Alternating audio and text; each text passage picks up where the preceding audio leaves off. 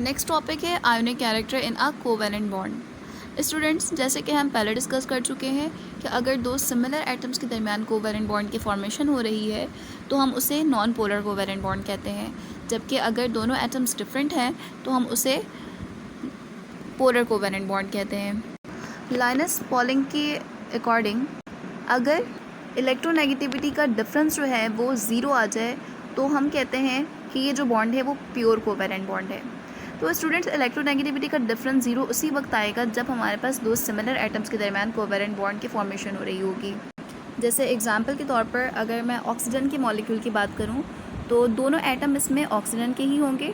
तो ऑक्सीजन की इलेक्ट्रोनेगेटिविटी 3.5 होती है, तो 3.5 में से जब मैं 3.5 माइनस कर दूंगी तो डिफरेंस ज़ीरो आ जाएगा और इसके रिजल्ट में जो बॉन्ड फॉर्म हुआ है उसे हम कहेंगे प्योर कोवेलेंट बॉन्ड या नॉन पोलर कोवेलेंट बॉन्ड। इसके एग्जांपल में हमें क्लियरली नज़र आ रहा है कि हाइड्रोजन का मॉलिक्यूल, ऑक्सीजन, नाइट्रोजन, ये सारे हैं और इनमें सेम एटम्स हैं। दैट्स वाई ये नॉन पोलर हैं, क्योंकि इनकी इलेक्ट्रोनेगेटिविटी का जो डिफरेंस है वो ज़ीरो आएगा। But in case of nitrogen trichloride, यहाँ पर दो डिफरेंट एटम्स हैं बट फिर भी हमने इसे नॉन पोलर कहा है।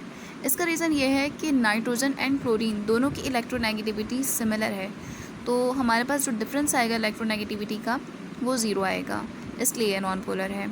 इसके अलावा CH2 डबल बॉन्ड CH2 यानी इथीन, इसे हम नॉन पोलर क्यों कह रहे हैं? बिकॉज कार्बन और हाइड्रोजन इन दोनों की इलेक्ट्रोनेगेटिविटी का डिफरेंस बहुत ही स्मॉल होता है, यानी 0.3 समथिंग आता है। दैट्स वाई वो नेग्लिजिबल होता है, इसलिए हम इसे नॉन पोलर ही कंसिडर करते हैं।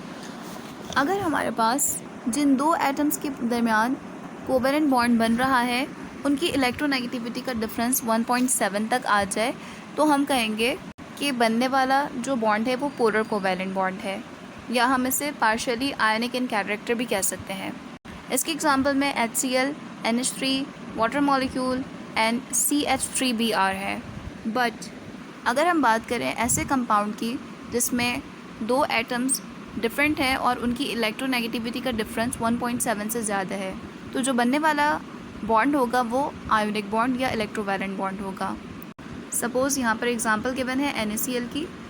Na मेटल है, इसकी इलेक्ट्रोनेगेटिविटी बहुत कम होती है, यहाँ पर 0.9 मेंशन है। सेकेंड एटम क्लोरीन का है जिसकी इलेक्ट्रोनेगेटिविटी 3.0 है, तो इनका जो डिफरेंस आ रहा है वो 2.1 आ रहा है, जो कि 1.7 से ज़्यादा है। दैट्स वाई इस बॉन्ड को हम कहते हैं कि ये इलेक्ट्रोवैलेंट या आयोनिक बॉन्ड है।